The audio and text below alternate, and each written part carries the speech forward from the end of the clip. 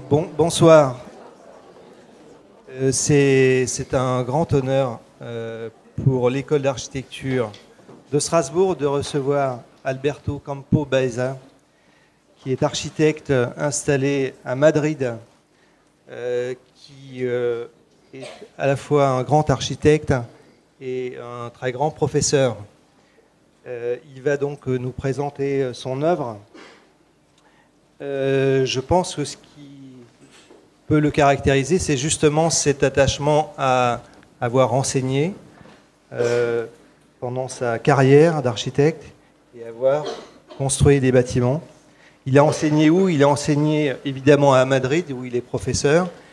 Il a fait une année de recherche, où il a été donc chercheur à la Columbia University de New York. Il a enseigné à l'EPFL de Lausanne, à Zurich, aux États-Unis, en gros à beaucoup d'endroits.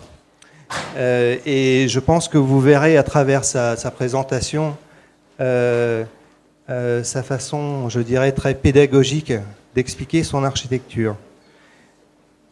Ce que je voudrais souligner, vous savez que Le Corbusier disait « l'architecture, c'est le plan et la coupe ». Et je pense que ce qui pourrait caractériser l'architecture de Alberto, c'est aussi cette approche qui est extrêmement forte. Et vous verrez que le rapport de ces deux éléments fondamentaux produisent une architecture extrêmement forte. C'est aussi son travail sur la lumière. Voilà, donc je suis très heureux de voir un amphithéâtre aussi comble. Et encore merci.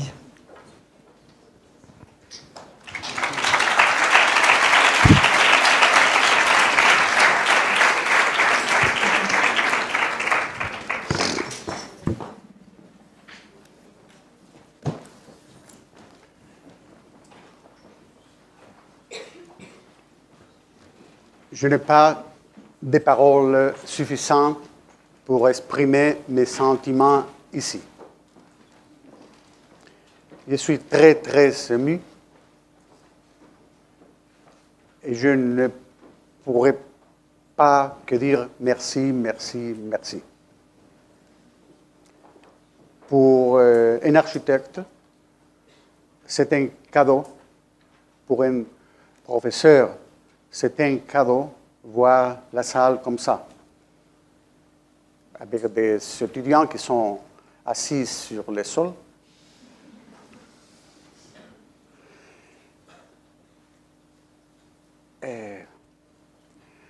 Je voudrais dire beaucoup de choses, mais je ne voudrais pas être trop longue. Il y avait un poète espagnol qui est bien connu en France, qui est Federico García Lorca, et qui disait « J'écris pour être aimé ».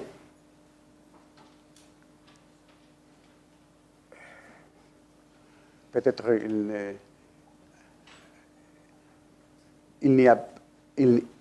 on n'a pas besoin de développer la phrase. Hein? On peut comprendre bien. Et pour un créateur, un architecte ou quel créateur, et nous sommes créateurs, que les personnes qui sont dans le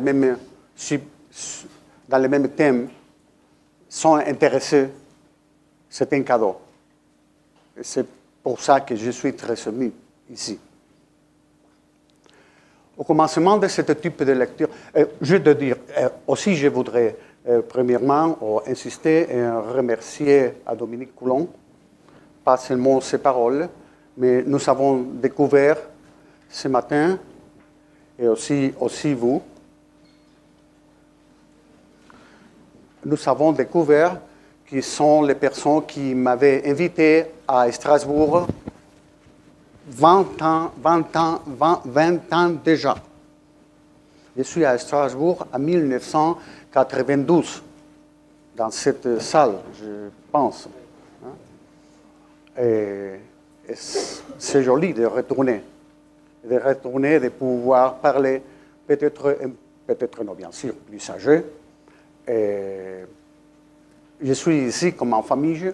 Pour moi, quand Brigitte m'a dit de faire la conférence en anglais, je dis que je devrais le faire, que je suis plus commode en français,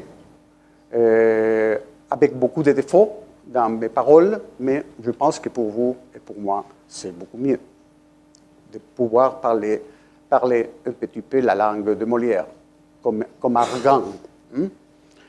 Pas comme Argan, mais aussi. Au commencement de ce type de conférence, j'ai employé le titre de l'idée bâtie, l'idée construite. Toujours, on peut dire construit, on peut dire bâti. J'aime mieux dire bâti parce que c'est la construction comme l'architecture. Et on peut aussi comprendre qu'est-ce qui signifie, qu'est-ce qu'on veut dire, qu'il est nécessaire des idées pour construire et pour faire l'architecture. On ne peut pas faire l'architecture, bâtir l'architecture s'il n'y a pas une idée capable d'être développée, d'être matérialisée.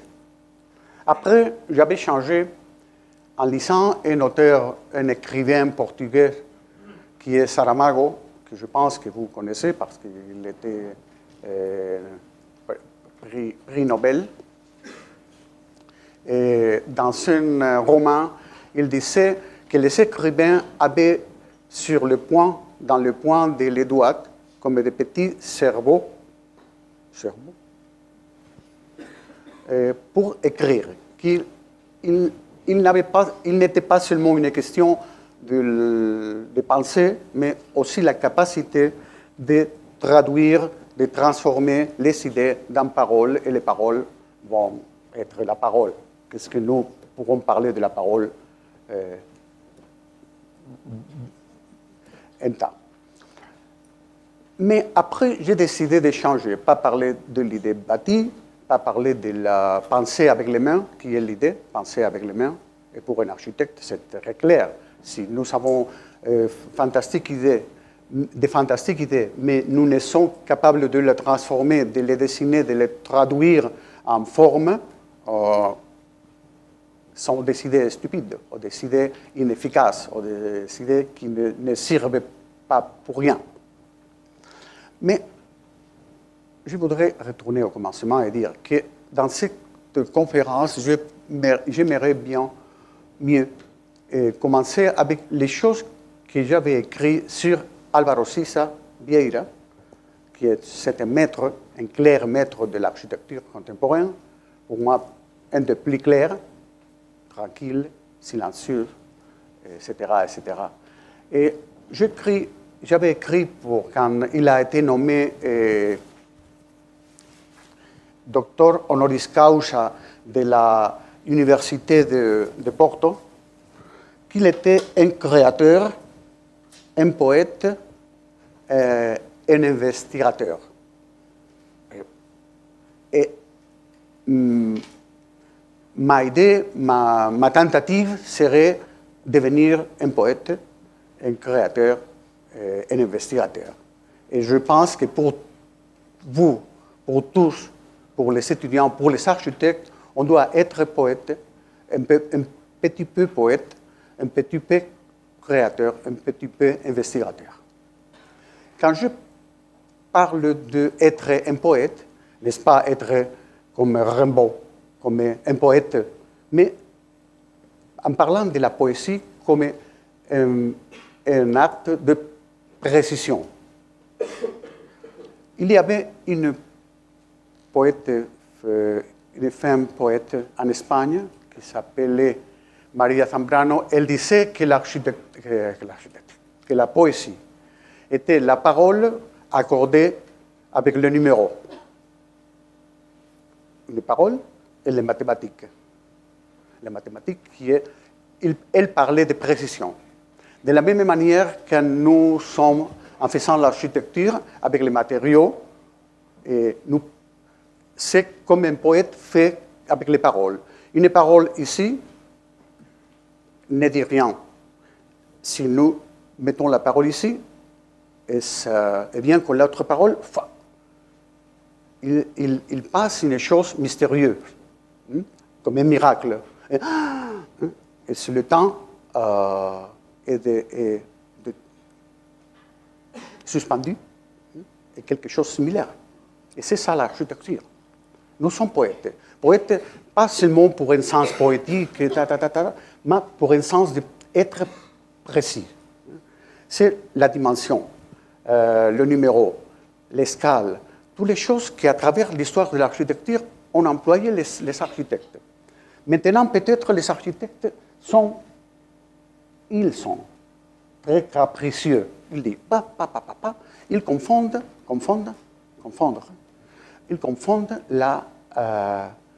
une idée avec une occurrence. Ah, je vais faire un bâtiment en forme d'oiseau. Et pourquoi non en forme de pigeon? Et pourquoi non en forme de poisson? Une idée, c'est une idée, une chose plus compliquée. Mais précision,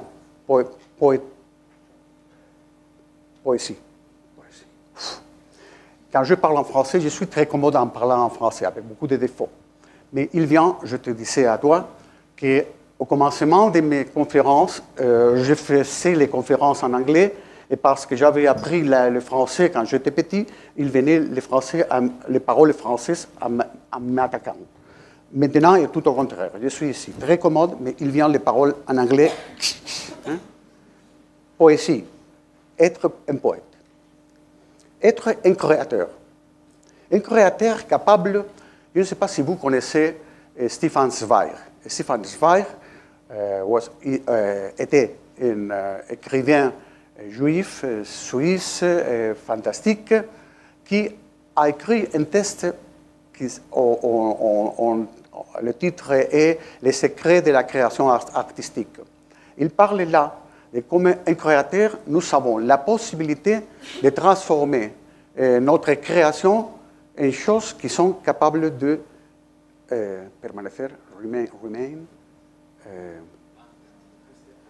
rester, merci, de rester pour tout le temps, pour toujours, de rester. Nous faisons une chose qui va rester pour toute la vie. Quand nous sommes, j'étais l'autre jour, un mois déjà, dedans le Parthénon, avec Tassos Tanoulas, qui est l'architecte conservateur. Et quand j'ai touché les pierres qui restent, les restes de la pierre, la vraie pierre du Parthénon, et j'ai pleuré comme un enfant, parce que c'est l'histoire, et nous, comme architectes, nous sommes capables, comme créateurs, de faire une chose de la même manière qu'une poésie, et comme créateurs, de faire une chose qui va rester pour toujours. Nous allons mourir, bien sûr. Il n'y a pas de doute, aucune doute que nous mourirons. Mais notre œuvre reste. Quand Bach composait et faisait la partiture, Bach est mort, mais la partiture et la musique est capable de nous toucher. Et nous pouvons, avec notre architecture, de toucher le cœur des hommes et rester pour toute notre vie. C'est une chose fantastique. Est-ce que, M. Campovert, vous parlez des choses qui sont comme étranges? Non. J'insiste à mes étudiants qu'il est possible. Il n'est pas nécessaire d'être presqueur. Le presqueur n'est pas rien. Presque rien. Il n'est pas nécessaire. On peut être un architecte à Strasbourg et faire la meilleure architecture du monde qui va rester pour toute la vie. Rien ne va plus. Et le troisième point est investigation. Nous ne sommes pas les architectes créateurs capricieux. Je pense que pour vous, pour les étudiants, j'insiste que l'architecture n'est pas un caprice. Nous sommes un investigant, nous sommes investigateurs. Peut-être en France comme en Espagne on copie tout de la France, du système scolaire. Toutes les lois sont... Et dans ce moment, on dit pour devenir un professeur, il est nécessaire investigation, investigation, investigation. Hein? Beaucoup de choses qui on dit investigation. Que pour un physique, pour un docteur, pour un ingénieur, toujours, ils sont dans l'investigation. Un architecte, nous sommes à l'investigation. Investigation, pas seulement de la forme, mais aussi de la technique, aussi de la... Par exemple, je vais expliquer ce projet. Dans ce projet, je parle de construire... Non, un petit moment. Après, nous parlerons de tous les autres projets. Mais pour parler de la troisième point, et après, nous commençons à expliquer les œuvres. Dans ce projet, j'écris. C'est le résultat de construire avec l'air. Le vieux sommeil, le vieux rêve de l'architecte. Évidemment, construire avec l'air est possible, est possible. Est possible parce que M. Campobaeza, c'est un génie? Non. C'est possible parce qu'il existe le verre plat,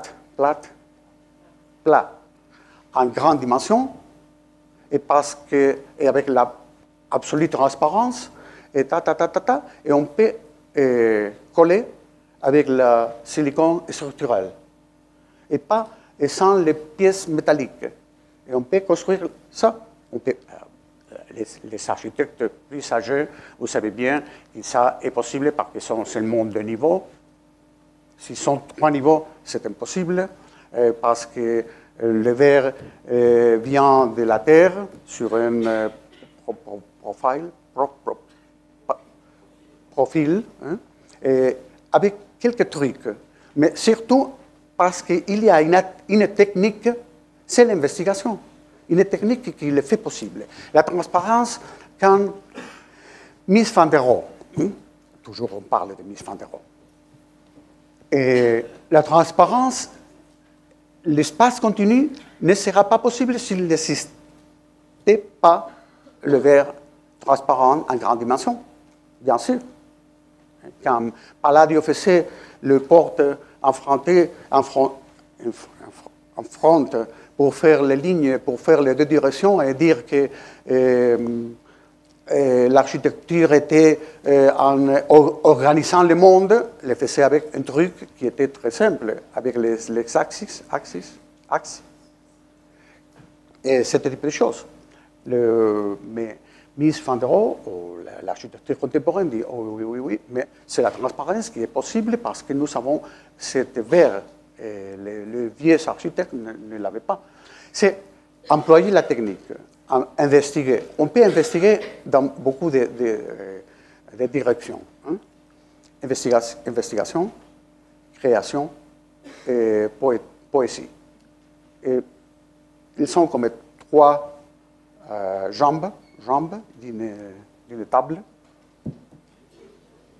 Les 3 pieds, merci, les 3 pieds d'une table qui est bien supportée. Et c'est ça que je tente d'expliquer mes projets. Nous allons voir, excusez-moi, nous allons voir une maison, une autre maison, un musée, une plateforme et un bâtiment pour bureaux. Nous pouvons éteindre. Oui.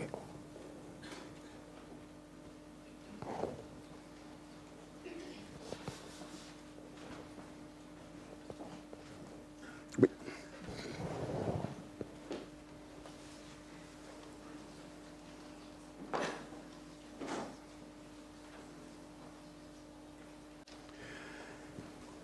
La première maison que je vais présenter, c'est une maison faite dans les États-Unis.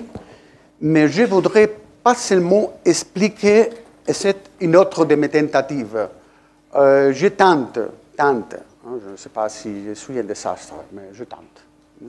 Je tente de faire pas les maisons comme un objet très beau, et dire, ah, c'est une maison très beau, blanc, comme Le Corbusier. Il semble un petit peu, beaucoup,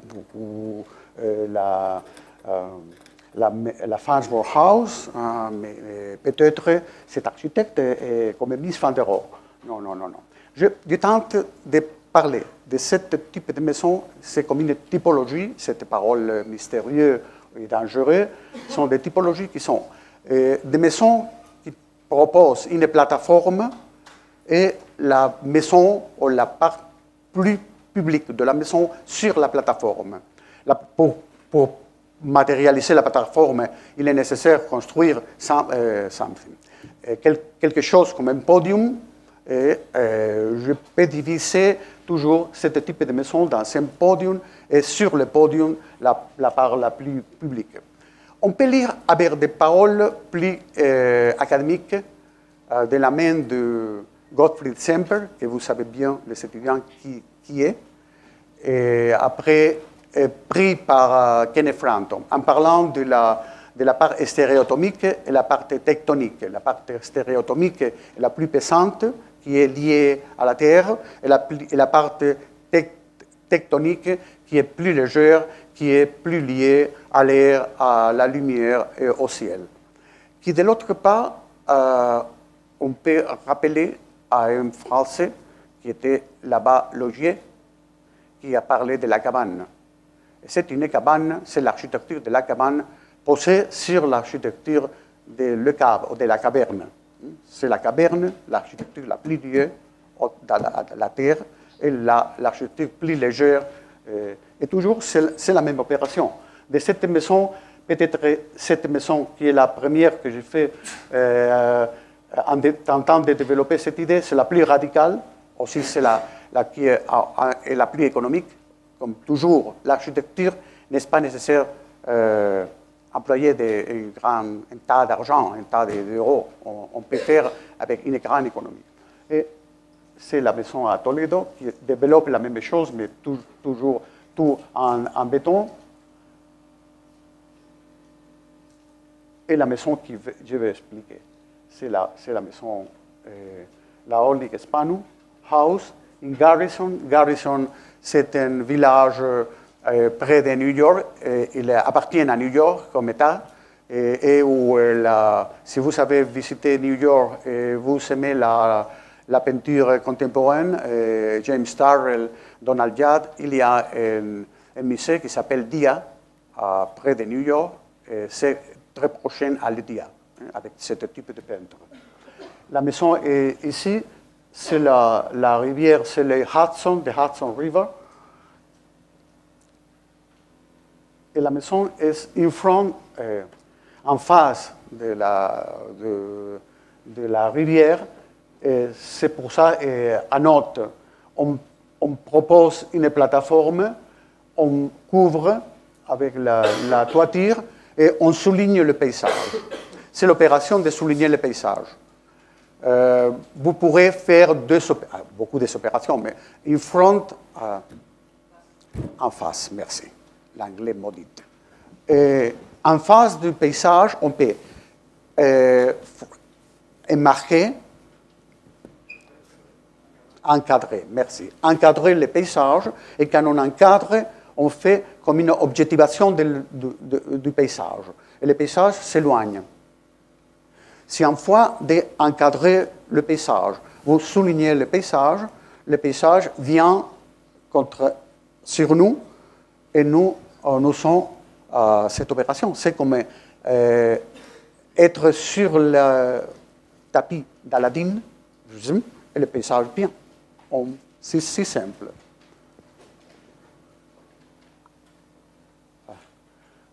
C'est dans une colline, une position. Toujours, j'emploie ce type d'architecture, cette typologie, quand le paysage, c'est un paysage d'horizon lointain.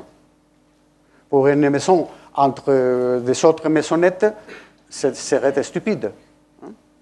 Ici, toujours, toute cette collection de maisons sont la plateforme et la cabane sur la plateforme, toujours parce que l'horizon est lointain.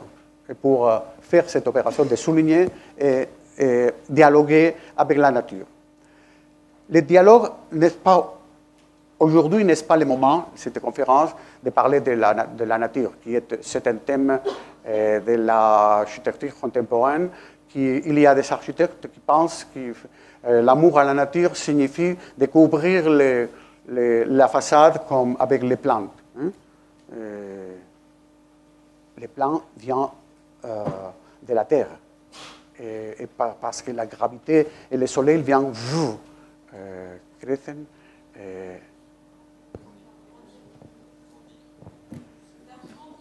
Oui, grandir verticalement. Pas pour la verticalité que je défends. Je ne défends pas ni la lumière, ni la gravité. Ils sont des choses naturelles. Hein. Et là, les plantes ne sont pas pour planter sur une paroi verticale, sur une façade verticale. Horizon lointain. Un dessin, toujours on dit que le dessin, pour les étudiants, il est nécessaire de faire des esquisses, des croquis. Un croquis, n'est-ce pas seulement pour dire « Ah, je suis un bon dessinateur ». Non, non. Je suis un architecte, je dois tenter, résumer, synthétiser dans les esquisses, dans les croquis, mes idées. Ce sont comme des paroles qui doivent être, j'insiste, très précises. Cette maison, qui est la plateforme, pour faire la plateforme, j'ai besoin de faire un bloc, un podium. Dans le podium, dedans, ils seront les chambres à coucher, bien sûr. Et ici, c'est la salle de séjour, la cuisine, la salle à manger, toutes les choses les plus publiques. Et aussi, excusez-moi. Aussi, les colonnes, les piliers sont le pilier de la façade vers la rivière sont dehors et les autres sont dedans. Et pour faire ce truc, comme souligner encore plus la transparence, on peut... Qu'est-ce que c'est? Bueno, no, yo me he venido... Excusez-moi. Je suis un désastre avec l'ordinateur. Ici, on peut voir sur le plan les colonnes qui sont dehors, les colonnes qui sont dedans. Mais pour la transparence du verre, quand on est à l'intérieur, qu'est-ce que c'est un intérieur? N'est-ce pas un intérieur? C'est l'espace continu. Ils sont petits trucs. Les trucs, je n'aime pas la parole truc, mais sont comme un poète fait comme les paroles. Une parole ici dit quelque chose, et dans l'autre point dit une autre chose complètement différente. Et c'est la même parole. C'est la rançon classique. Là, ici, on peut voir bien. La boîte, le podium est contre la terre. C'est la maquette. Aussi, j'insiste avec mes étudiants de faire des modèles, des maquettes, beaucoup de maquettes. Les maquettes ne sont pas des choses pour convaincre les clients. Sont pour étudier, pour réfléchir sur une pièce qui est capable d'être étudiée dans les 3 dimensions d'une manière simultanément. Hein?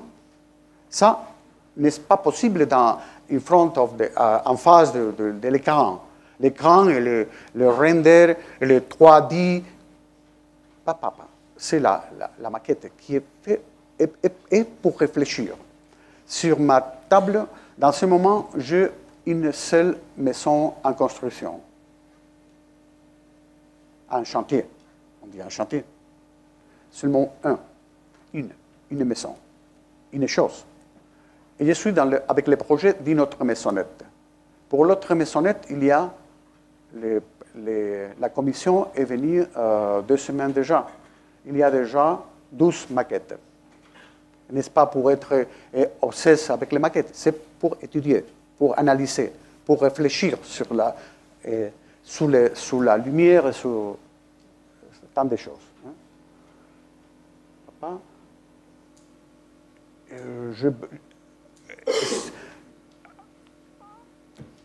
Cet après-midi, nous parlons des détails, les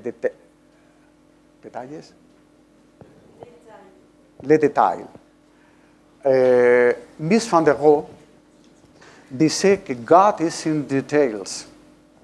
I am a believer, but I think God is not only in details.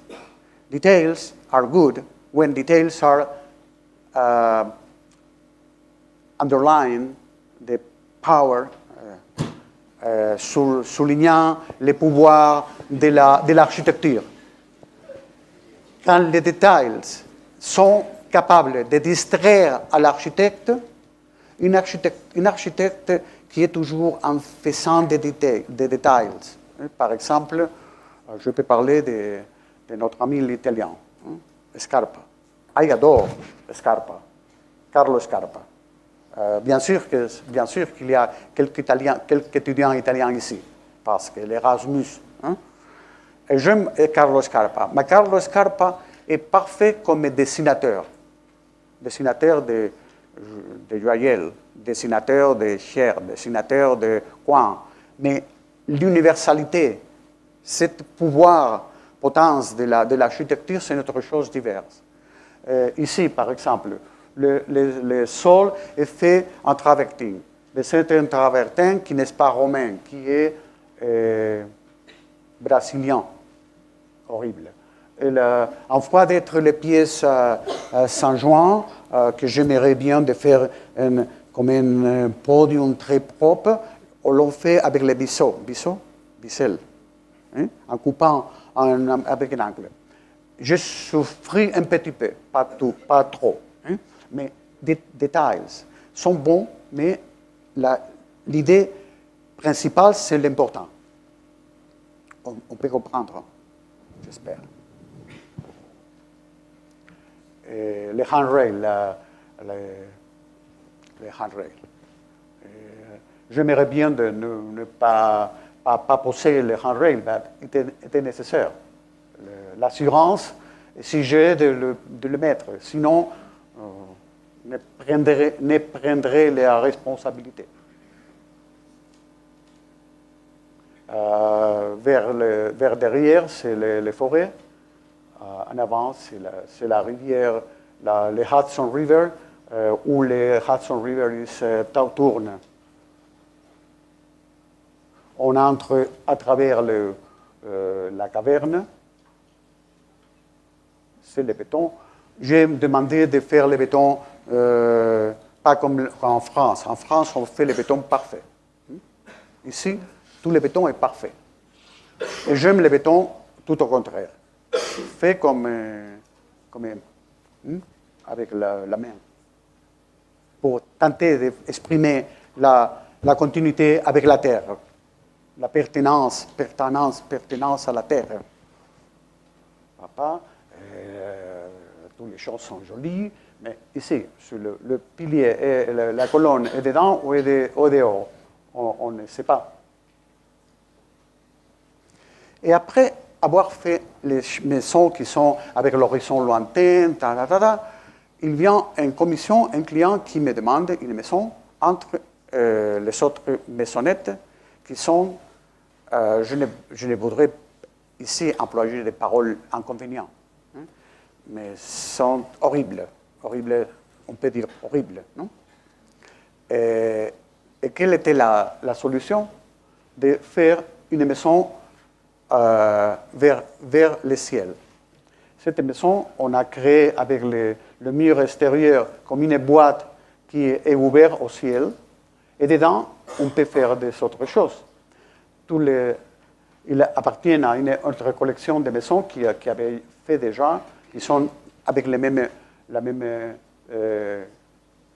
problèmes ou la même situation. Ça, c'est notre maison, c'est cette maison. Voilà.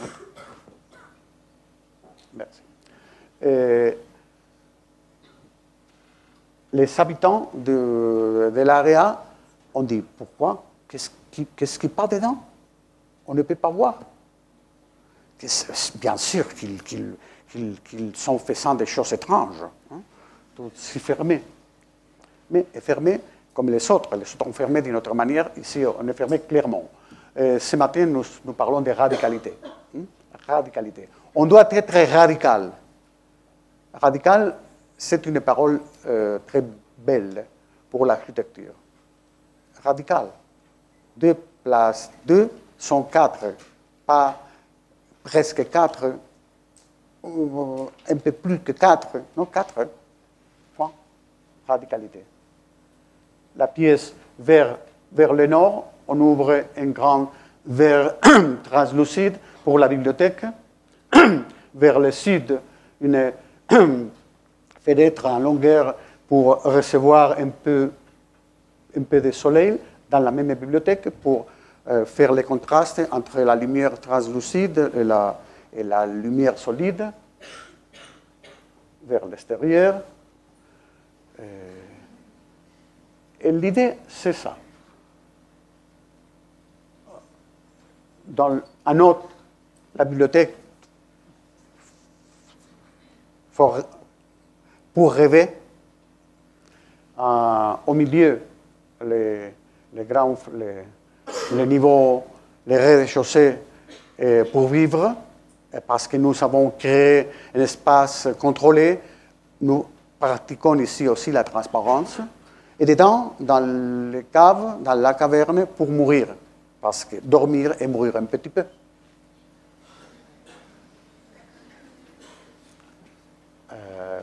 Le dessin, on peut voir le dé parce que la boîte générale a la forme du plot, du solaire, du terrain. J'ai contrôlé avec 2 murs qui sont faits en pierre. On peut voir ici dans la sonométrie, on peut voir peut-être ici. Je n'ai pas la section avec les 2 murs qui vont marquer. Les 2 murs en noir sont si hautes comme les linteaux de la paroi. On fait comme un espace bien contrôlé dans le niveau principal. C'est les caves, la caverne, avec les deux chambres à coucher qui sont ouvertes sur les patios. En Espagne, on dit patio anglais, qui est escapé, mais qui de la lit, on peut voir le ciel. C'est une cave, pas si cave. On peut voir le ciel. Le niveau principal, transparente, parce qu'il est contrôlé par le mur, et surtout pour les 2 murs qui font le parallèle, qui sont en pierre, avec la même pierre du sol. On fait une pièce qui fait bien. L'escalier au centre, peut-être pour les étudiants, je devrais ici montrer, mais je n'ai pas les dessins. J'avais douté qu'avec l'escalier, avec 5, 10, 20 escaliers différents, si l'escalier est parallèle à la façade, si l'escalier est long, si l'escalier est divisé, si dans la tête. Finalement, j'avais décidé que parce que la maison, c'est une maison petite, on met au centre, c'est un escalier de caracol.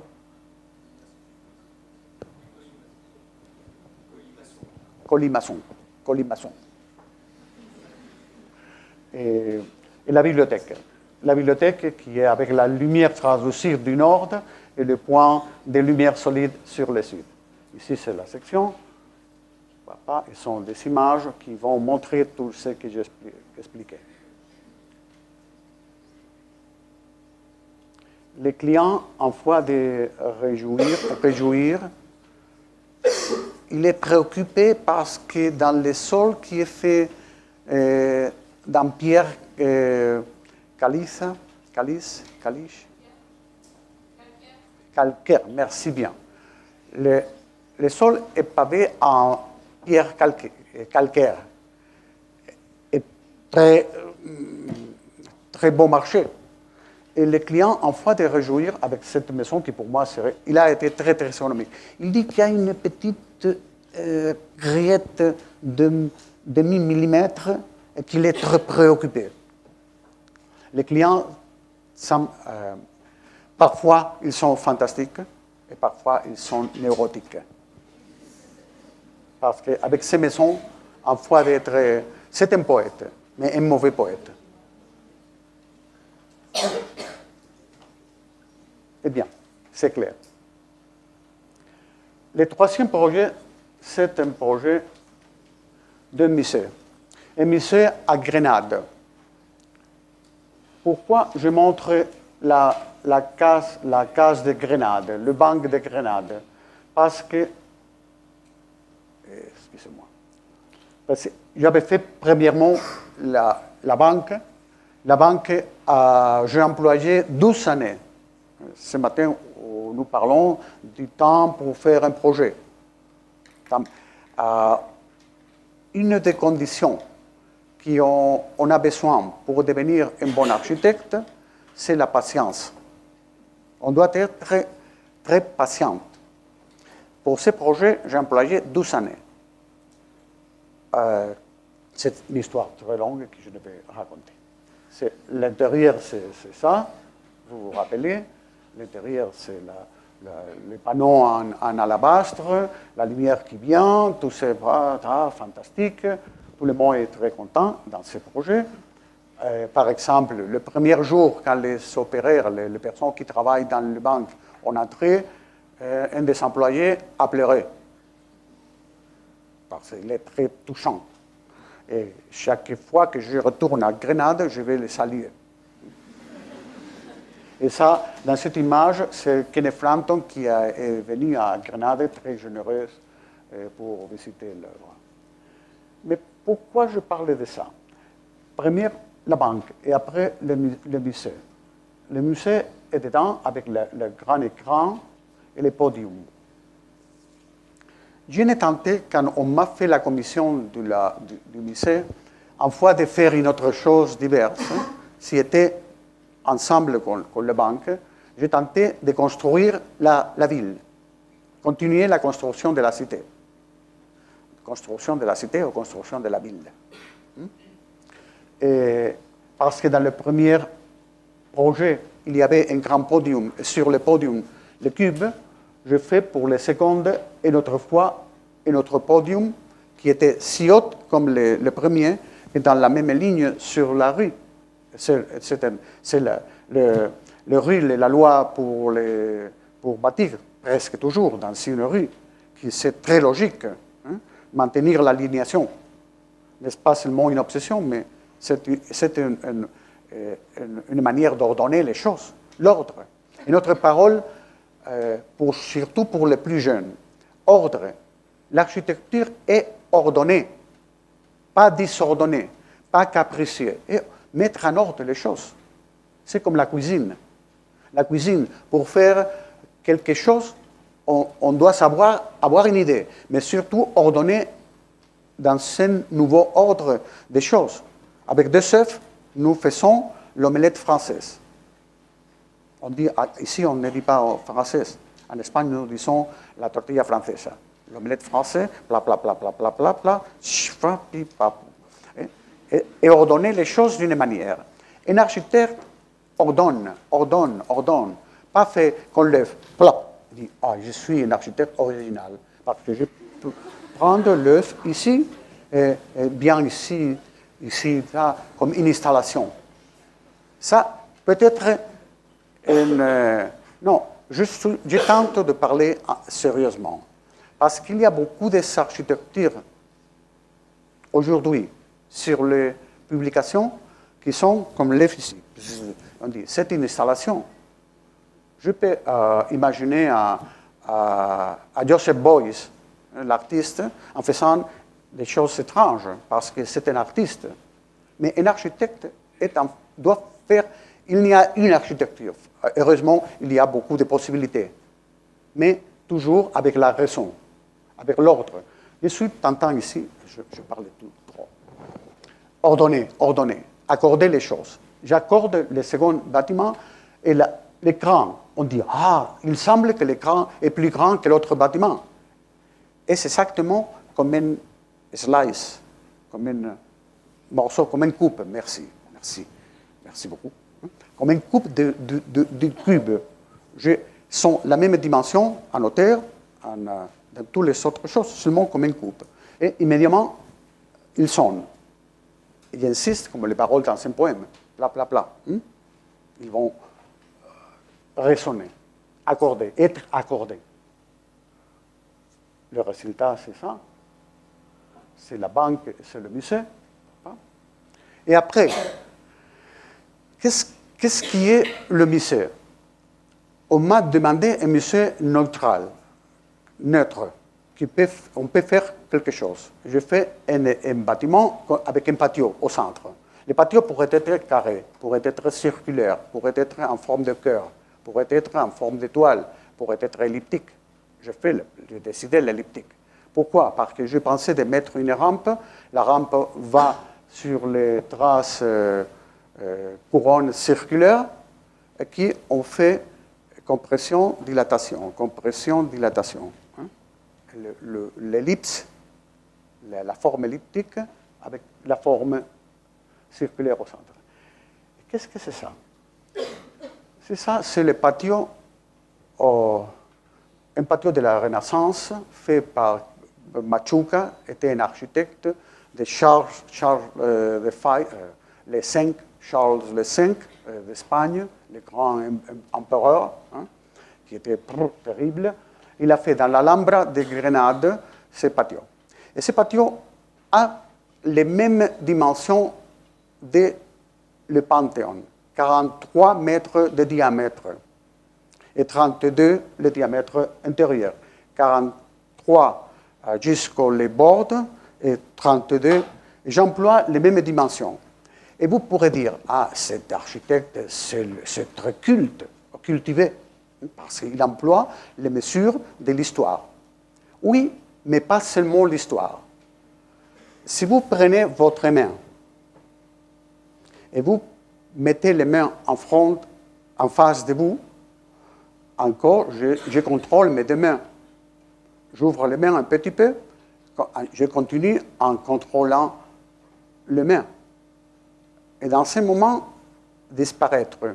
Le moment limite où la vision est capable de contrôler l'espace. Et ça, je ne suis parlant comme un magicien. C'est une chose physique.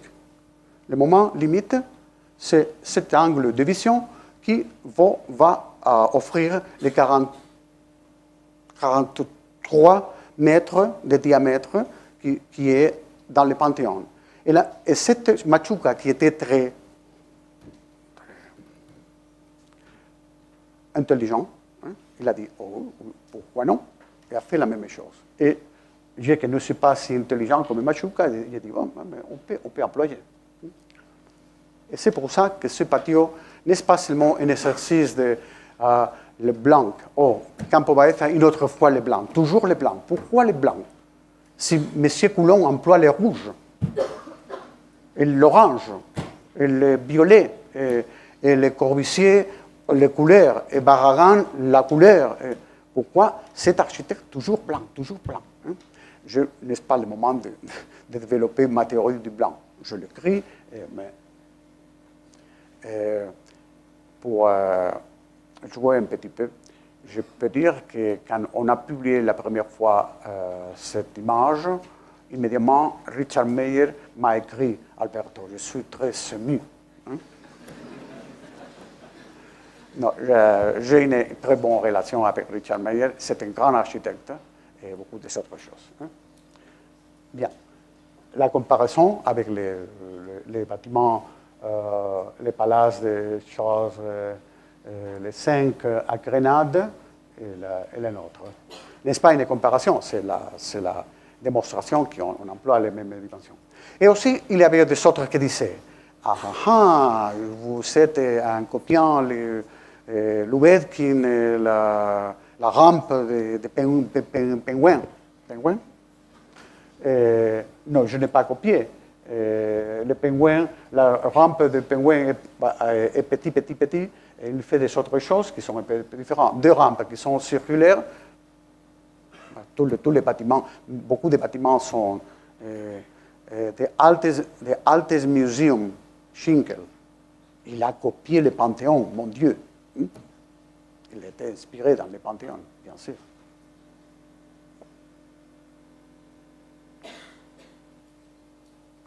Les maquettes, une autre fois les maquettes, pour dire à les étudiants qu'on doit faire les maquettes, étudier, travailler, analyser, penser, réfléchir. Les maquettes ne sont pas seulement pour dire, entre 7 et 7, qu'est-ce que vous préférez? 7, oui. Et non, c'est une chose plus profonde, j'insiste. sont tous les maquettes. Nous avons fait beaucoup de plus, mais et finalement, la solution finale, et les dimensions, la solution de la section qui a été très étudiée, comme ma volonté, ma tentative était de faire une chose très légère, comme un papier. Et le pingouin. Honneur à le pingouin. Et la construction de la rampe, et je ne sais pas si vous travaillez ou non, ou seulement été comme des étudiants. Si vous travaillez dans un bureau d'architecture, demandez d'aller à un chantier. Être en chantier, c'est comme finalement quand on fait l'édition d'un poème. C'est important d'avoir l'idée d'un poème. C'est important d'écrire bien le poème. C'est important, je pense, je ne vais pas, avec mes étudiants, je fais toujours les blagues de dire l'amen, c'est qui écrit qui écrit poème. Et tout le tout qui joue quelque instrument. Cette année, je 30 qui joue le piano, le violon. L'année dernière, j'avais une qui jouait la trompe. C'est une bonne chose, la musique. C'est nécessaire, la musique. C'est la salvation. Mais la construction, les chantiers, c'est mouvant. Un architecte peut prendre les paroles, les matériaux sur la main et pas seulement ordonnant une chose abstraite. Non, c'est fantastique. Si se puede, a ver. ¿Se puede poner el vídeo, por favor? Sí. Sale solo. Muchas gracias. C'est seulement une minute. Incienso santo, incienso nuevo, salga lo malo y entre lo bueno.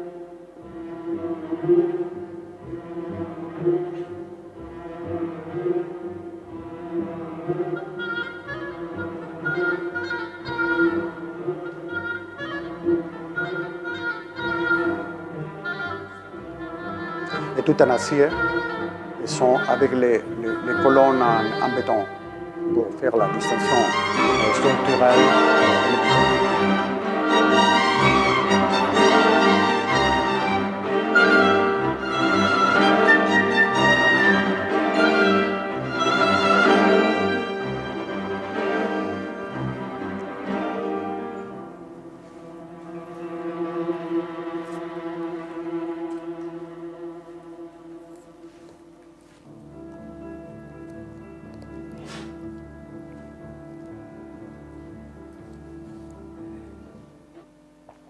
Le résultat final était cet grand qui, j'insiste, il semble meilleur que la banque.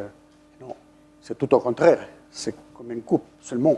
Mais la proportion, la scale et la situation, il semble comme ça. Dans la tête, on ouvre un grand verrière, un grand œil qui garde sur la rivière de Grenade et sur l'Alhambra qui est là.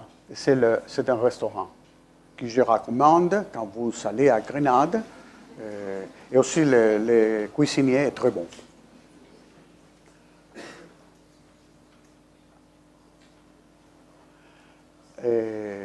Je pourrais commenter beaucoup de choses, mais je pense que seulement vous répétez, c'est quand on parcourt le rampe, parfois on va contre le mur, quand on arrive, on sépare la compression, dilatation, c'est notre stratégie de l'architecture très simple.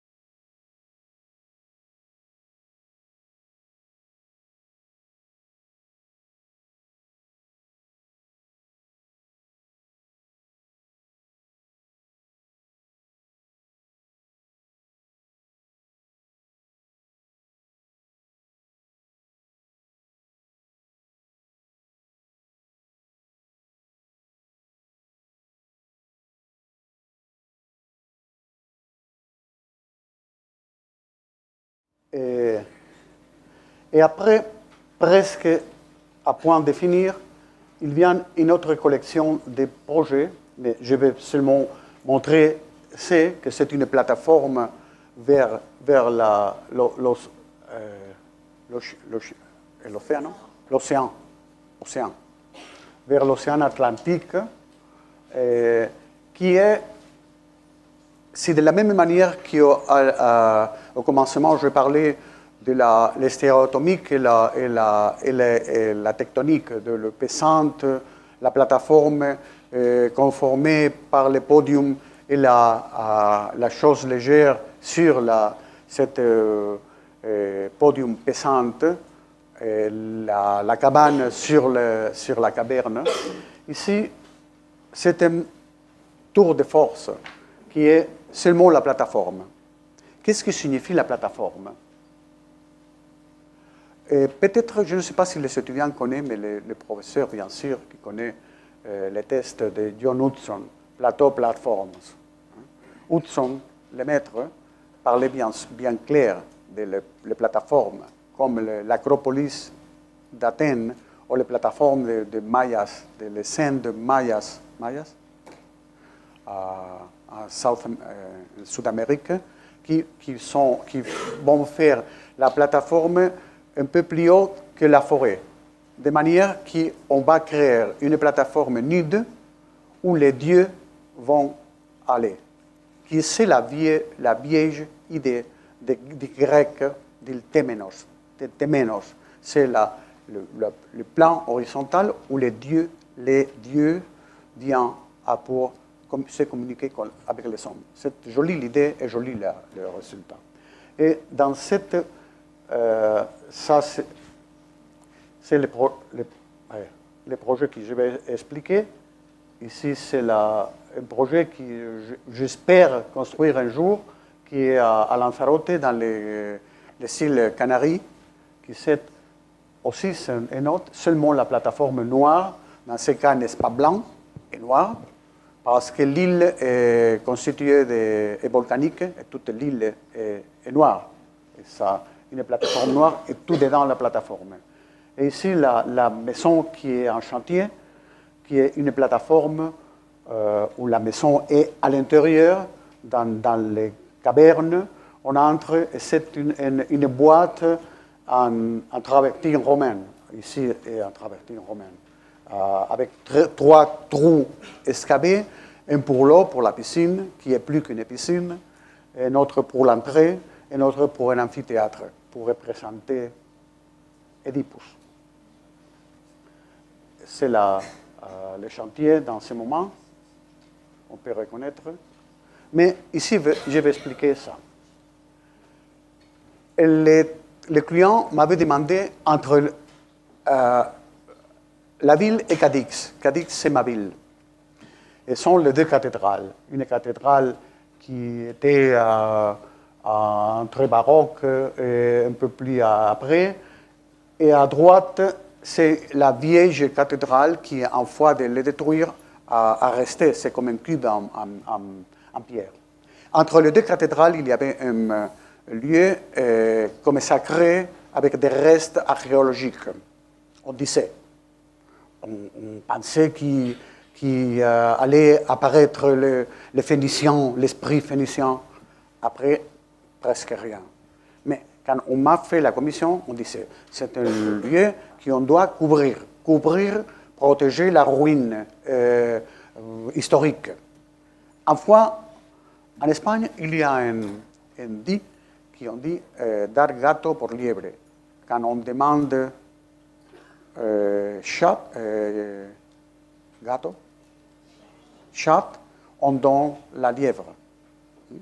Et comme donner plus qu'on demande. On demande 1 et nous donnons 10. En fois de faire la coopération, je dis pourquoi non créer une plateforme pour être un hôte sur la mer. Point. Et c'est ce que j'ai fait. Et aussi parce que les 2 cathédrales sont en pierre, une pierre qui c'est la pierre, on dit ostionera, c'est la pierre de la même roche de la marine. Pour coudre les deux bâtiments. Les bâtiments qui étaient derrière ma plateforme étaient peints en jaune. Et j'ai dit non, allons les couvrir avec la même pierre. C'est une manière de coudre immédiate. Et c'est ce que je fais. Les plans, les coupes, l'intérieur dedans, sous la plateforme, qui sont les restes archéologiques, qui est presque rien. Et l'autre chose qu'on a pavimenté pour créer une salle. Et la plateforme, qui est aussi une rampe pour arriver. Une chose comme un dossel, comme une tente pour protéger du soleil et de la rue. Et surtout, un petit moment, j'ai couvert de la même pierre la façade dehors, derrière, qui était la maison de l'évêque. Et l'évêque, toujours les évêques sont évêques. Et cet évêque a dit oui, je suis disposé. Il a dit oui, et nous avons couvert la façade en pierre. L'effet était immédiat. Pardon. La plateforme, on arrive avec la rampe, on couvre tous les trottoirs avec le même système, et toujours fait en pièces en marbre blanc d'Andalou, qui est Macael, on dit. Et encore, l'œuvre est finie presque 4 années déjà et continue presque impolite. La rue qui passe devant vient avec toutes les voitures. Quand nous sommes en note, les voitures disparaissent et nous sommes directement en contact avec la mer, avec l'océan. Vous vous rappelez quand Mies van der Rohe proposait l'auteur du plan principal de la Farnborough House, il faisait une opération que vous savez comme étudiants, et les professeurs ont expliqué tant de fois, qui est le plan est ici, quand arrive à la hauteur des cieux, il se transforme en ligne. Et il est le moment le plus léger. C'est possible, c'est possible. C'est une autre fois stratégie au mécanisme d'architecture. Ici, nous avons fait la même chose au contraire, et surtout disparaître tous les chaos des voitures, et on est en silence en face de la mer. A été sympathique. La première semaine, un journaliste était ici et a trouvé une femme avec le bébé qui faisait, je ne sais pas comment on dit, en espagnol on dit mamar. Mamé? Tété. L'enfant était tété. Et elle a dit, je viens chaque jour. Un jour, j'étais ici, près d'ici, et il venait l'heure de tété, je montais sur la plateforme. Et si calme que je reviens chaque jour pour téter l'enfant ici. Et pour dire d'une manière que c'est un lieu calme, serein, tranquille, silencieux. Le silence. Tenter de trouver le silence à l'architecture. Ici, je peux raconter une petite anecdote. A ver, esto. Non. Ici, il y a une farola, une lumière de rue, horrible. Et le photographe a employé le Photoshop pour effacer la lumière. Évidemment, quand tu es dans le lieu, tu ne te rappelles pas de la lumière. Mais un jour, j'étais dans ma classe à Madrid et il est venu une étudiante qui ses parents vivaient à Cadix. Alberto, on a placé une lumière en face de ton projet. Et je lui ai dit, oui, mais a été toujours. N'est-ce pas une nouveauté? Seulement que dans les photos, ne l'avait placé le photographe. Parce que la photographie, c'est joli.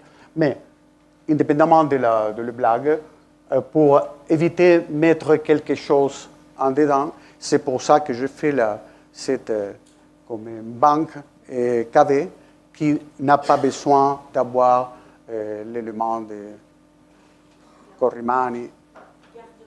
Garde-corps, merci bien. Les garde-corps di Cioscio. Et pour finir, si vous avez patience un petit peu, je vais finir avec le bâtiment des offices à Zamora. Ça, bien sûr que le projet, le point central est comme le musée. Ici, le point central pourrait être dans l'idée, cette idée de construire avec l'air, Mais, qui était la question centrale? Pas l'idée centrale, mais les problèmes centraux. On devait construire un bâtiment en face de la cathédrale romanique, dans la même place. Et avec le coin de mon... le terrain était un ancien couvent avec un verger. Et il dit, oui, allons faire une chose très simple. Une autre fois, c'est la même opération de la petite maison. Et des autres projets que j'ai fait. C'est une autre fois comme une typologie. J'ai fait en employant parole en latin, un hortus conclusus. Hortus conclusus, c'est un verger fermé. J'ai fait avec le mur, les grands murs, et le mur appartient parfaitement à l'idée de la cité médiévale, une boîte en pierre avec la même pierre que la cathédrale. Immédiatement, le dialogue est immédiat. C'est la même pierre, c'est le même langage. Eh bien, et dedans, tu as créé une boîte qui s'ouvre vers le ciel. Après, je ferai des choses comme les trous pour de la rue, on peut voir qu'est-ce qui passe dedans, parce que c'est un bâtiment public pour les politiques. Les politiques anciens, je pense qu'on peut serait la même chose en France. Quand les politiques sont anciens, sont en retrait, en fois d'aller chez soi, non. Ils vont faire un bâtiment pour se réunir tous, pour prendre l'argent et pour tant de choses. Ils sont les conseils des anciens. Des anciens. Et bien, mais le problème était de faire un bâtiment en face de la cathédrale. C'est la pierre. Et c'est pour ça que j'ai ouvert les trous pour qu'on puisse voir. On ne doit pas cacher aucune chose. Mais et après, le bâtiment pour les bureaux, c'est très simple et très clair. De la tour de la cathédrale, on peut voir comme ça. L'idée peut être résumée ici. La maquette qui montre parfaitement comment on voit. Ici, pour moi, était spécialement, après parlerai de le coin contre la cathédrale. C'est l'angle pour parler et pour faire la pierre angulaire. Une autre vieille idée qui on parle la sacrée écriture.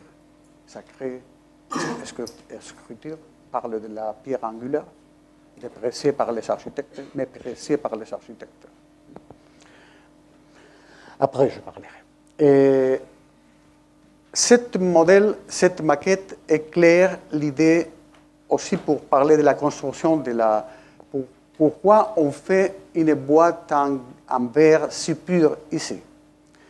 Et dans les tests, on emploie des paroles françaises qui est le mur-trombe, que je pense qu'on emploie en France. Le mur-trombe, c'est une boîte en verre qui est capable, dans l'hiver, on ferme, avec le soleil, l'air intérieur est chaud, et capable de j'ai chauffé l'intérieur.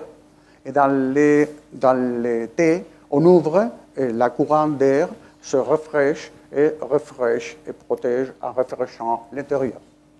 Si à la vieille idée du mur trombe, on met un petit peu d'air conditionné pour forcer la chaleur ou la fraîcheur, va parfaite. On a été bien calculé et c'est le qui de la question. Et c'est dans ces maquettes, on fait parfaitement. On fait parfaitement parce qu'ils sont deux niveaux. Ma idée était à Zamora, la vieille ville, je voudrais employer la technique aux limites, employer les verres produits par l'industrie dans la plus grande dimension, pas faisant une chose dehors la grande dimension. Non, la dimension qui est capable de me donner sans plus d'argent l'industrie. Je ne suis pas faisant une chose spécifique, une chose générique. Et aussi pour la pierre, la même chose. Pour le verre, était possible, pour la pierre, était trop cher, et seulement j'ai employé la grande pierre dans l'angle, et c'est pour ça toute l'histoire de la pierre angulaire. Mais je pense que la maquette exprime très, très clairement l'idée du projet. Et aussi sur le grand mur pesant en pierre, aussi à l'intérieur, on ouvre les trous pour savoir qu'est-ce qui passe dedans. C'est la maquette, c'est la réalité. Aussi, la même pierre est dans le sol et dans l'intérieur. Dans l'intérieur, seulement rez-de-chaussée. Le plan est clair, n'est-ce pas si original, sont des bureaux, les éléments servants au centre, un vestibule, c'est logique. De dehors, on peut voir un trou dans le bâtiment et sont les arbres qui sont dans la place de toujours. Quand nous étions au commencement du bâtiment, j'ai pris les 3-4 pierres différentes sur la cathédrale. J'ai appelé à les vieux qui étaient dans cette place, venez et dites-moi quelle est la pierre la plus identique qu'en la cathédrale. Lui, eux ont décidé une pierre, c'est la pierre que nous avons employée. C'est l'histoire, mais on peut dire beaucoup de choses. Mais à l'intérieur, les vestibules, les halls, c'est une opération de lumière que j'avais fait que des autres fois, mais est jolie, très jolie, je suis très content, mais n'est-ce pas si original, n'est-ce pas central, n'est-ce pas l'idée centrale? Ce sont les trous qui viennent le soleil, la lumière solide. J'emploie les parois en verre translucide, blanc, qui reflèche une double réflexion, et joli, mais l'idée centrale était l'autre.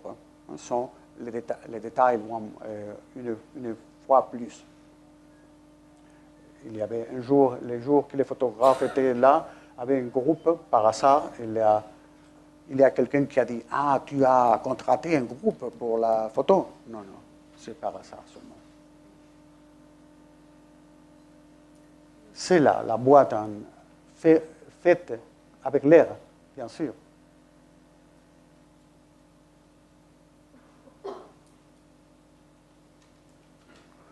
Alors, on peut ici voir comment structurellement est possible avec les costillas, ribbons, non. Comment se dit costillas en français? Côtes. Sont les côtes qui sont seulement dans le niveau supérieur. On peut parcourir dans les couloirs pour nettoyer, pour réparer, pour les autres choses. Comme ça, nous sommes dedans le couloir intérieur. Les arbres sont escapés sur la terre et viennent les anciens arbres.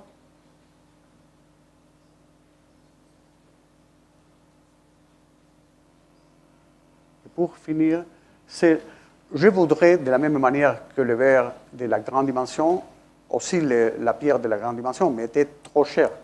J'ai dit, au moins, laissez-moi le coin. Les autres pierres sont 1 par par 8,80. Et ici, c'est 2,50, 1,50 et 50 cm de grosseur. Et j'ai employé l'inscription en latin. Hein. Hic lapis angularis, maio 2012 posito. Et on a placé dans cette date la pierre angulaire. Et de la même manière, si j'avais fait la pierre angulaire, j'ai fait aussi les verres angulaires. Et nous avons fait la même chose.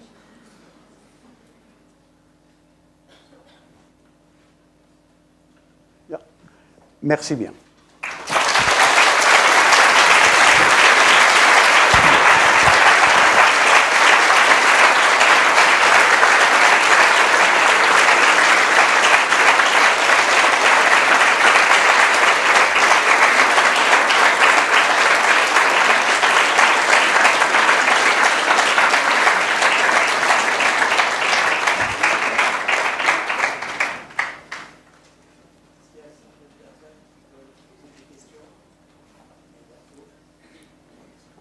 Merci. Si tu parles haute, je peux t'écouter. Vous avez parlé de la lumière, de l'importance de la poésie dans les projets, de l'investigation, du parcours, etc. Mais est-ce qu'on peut aussi dire implicitement un message politique très fort dans tous vos projets? La dernière part de la question, politique. Tu as dit politique. Si se puede leer un mensaje político fuerte en vuestros proyectos. Oui et non. Si tu parles de politique dans le sens des politiques, je préfère oublier, parce que la politique, dans ce moment, surtout dans mon pays, est préférable ou préférable oublier. Si tu parles de la politique dans un sens plus grec, je suis d'accord. Évidemment, je propose une architecture sobre, frugale, austère. J'ai parlé autrefois avec Miss Van der Rohe. Miss disait « less is more ». Je dis plus avec moins, hein, plus avec moins. Ou bien, dernièrement, j'aime bien citer, il y a deux auteurs américains qui s'appellent Strunk and White, E.B. White, sont des classes de ils parlent de la langue, de linguistique, et le lemme, on dit lemme, on résume, on summarise, on résume en trois paroles. Omit, they write in English. Omit needless words. Si tu peux dire les choses avec deux paroles, ou trois paroles, je t'aime, nous faisons les blagues nous avons découvert, j'avais découvert, tu connais le café Illy? Café I-L-L-Y. Illy. È un caffè italiano.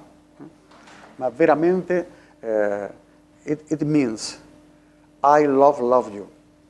2 times. Si tu peux dire je t'aime seulement, pourquoi faire 1000 de paroles?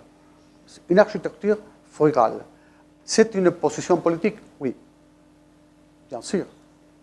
Faire une architecture où on emploie l'angle droit, c'est une position politique? Oui.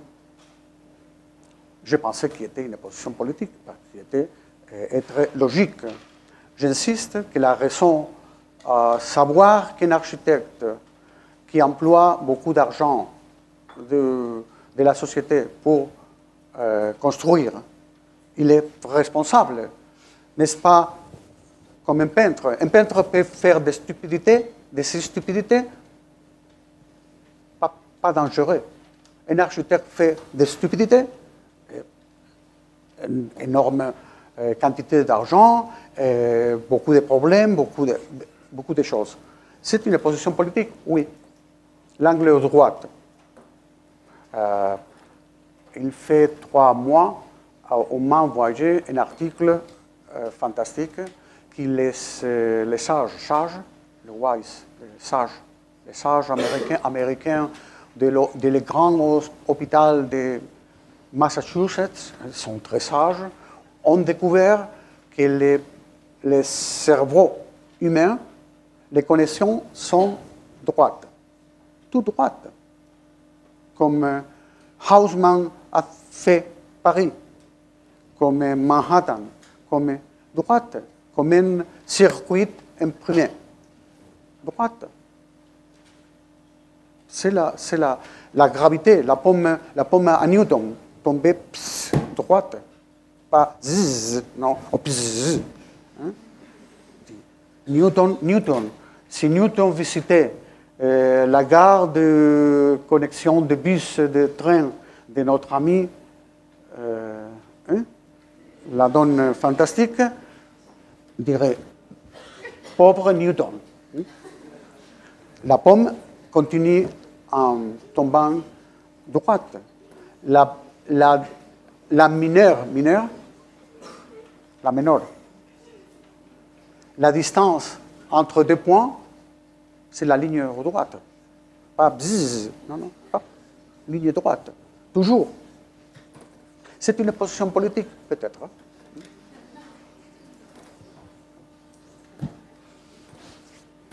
Plus de questions?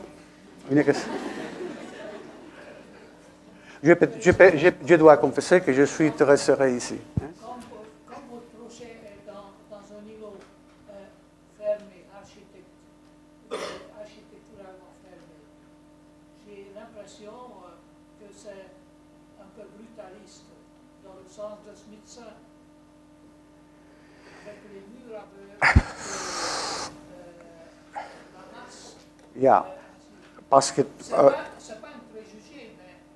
Oui, je te comprends bien. Mais tu comprends bien, peut-être les étudiants, l'expression brutalisme, quand tu étais jeune, et nous étions jeunes, le brutalisme était une courante fantastique, avec beaucoup des architectes qui faisaient le brutalisme et qui était très, très joli et très intéressant.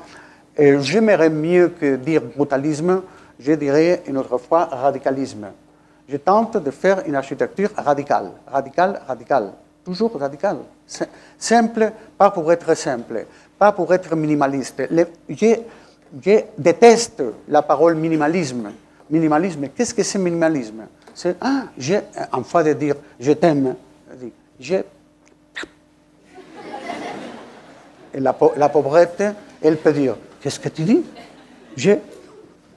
Minimalisme, c'est stupide. Être radical, employer seulement les paroles nécessaires. Mais pour faire l'omelette, on a besoin de 2 œufs, au moins. Est-ce que vous avez fait une omelette avec un seul œuf? Non. Et presque rien.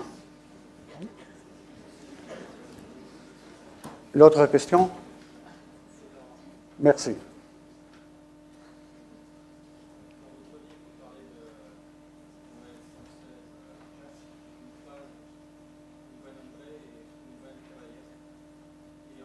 Un buen hombre es un...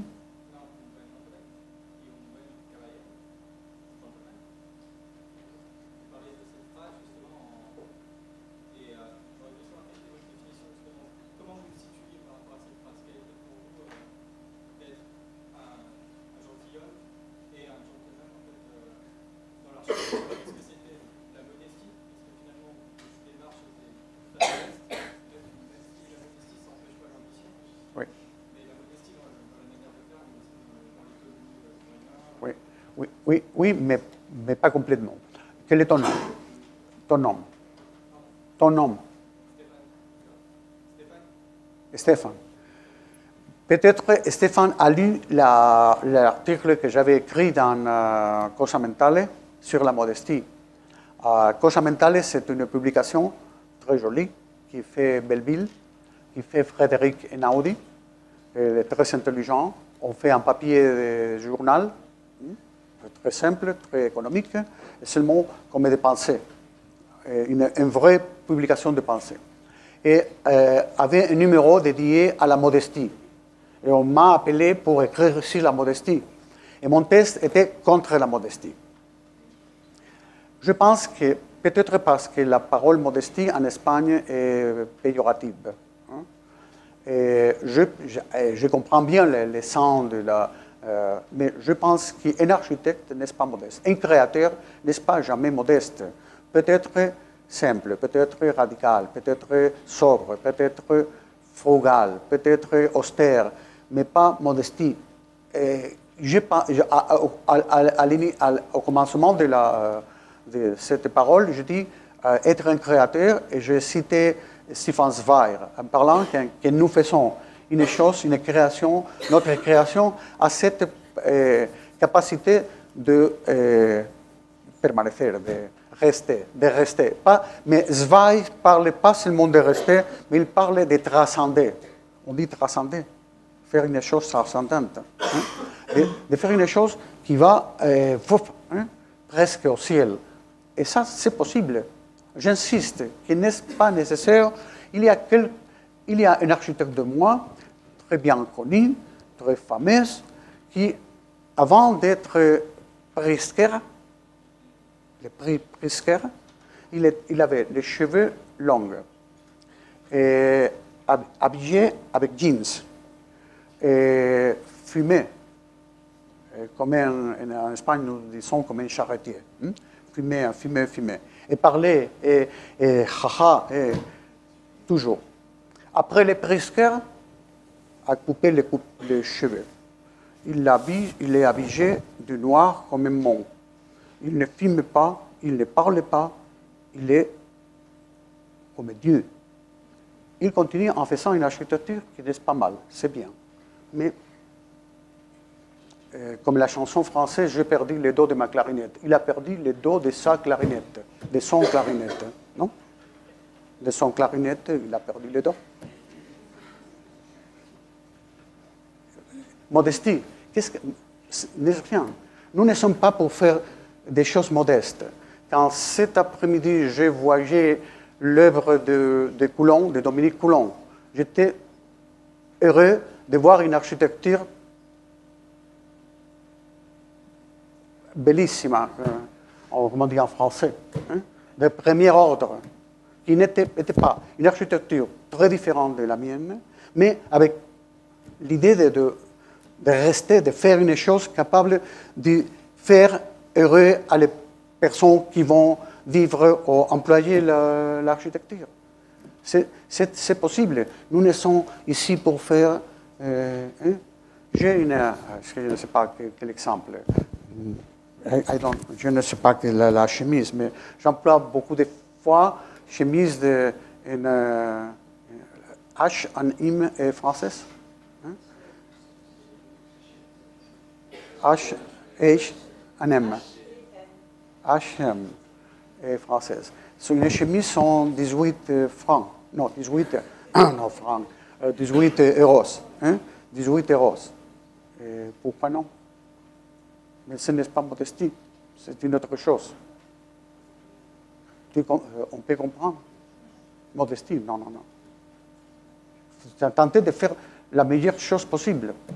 Quand tu fais l'omelette ou tu cuisines, tu vas faire la meilleure chose possible. Une omelette française qui est très simple, si elle est bien bâtie, si l'huile c'est juste, la température du feu c'est juste, si la quantité de sel est juste.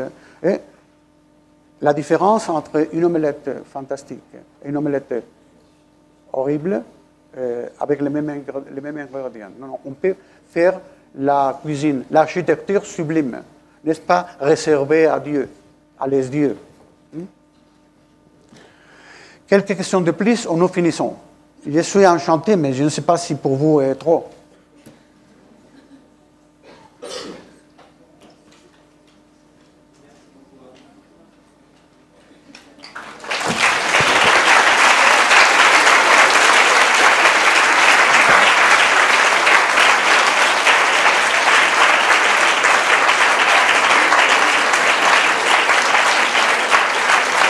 merci, merci, merci, merci, merci.